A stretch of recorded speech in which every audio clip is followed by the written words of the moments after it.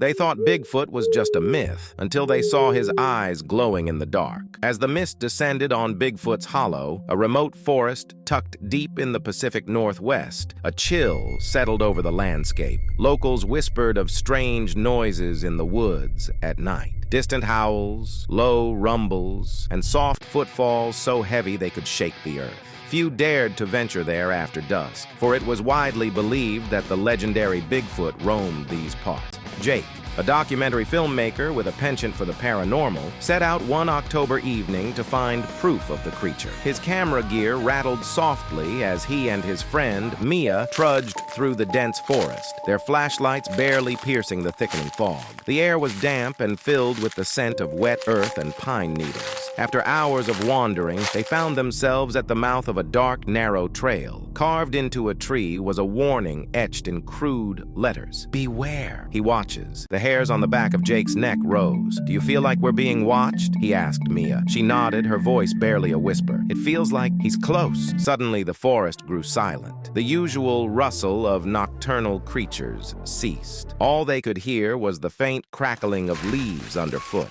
They continued down the trail, feeling eyes upon them with every step. After another hour, they reached a small clearing, surrounded by towering pines, with claw marks gouged deep into their bark. In the center, they saw something that made them freeze in their tracks. A massive footprint, easily 3 times the size of any humans, embedded in the soft mud. "That's impossible," Mia gasped, clutching Jake's arm. But before Jake could respond, a low, guttural growl echoed from the shadows. A shape emerged between the trees, half hidden by the fog. Towering, at least 8 feet tall, with matted fur and piercing eyes that glowed faintly in the dark, it was unmistakably Bigfoot. The creature took one slow step forward, its breath visible in the cold night air, and reached out a massive hand. Mia stumbled back, tripping over a branch, but Jake stood his ground, unable to look away. Then, as suddenly as it had appeared, Bigfoot vanished into the shadows,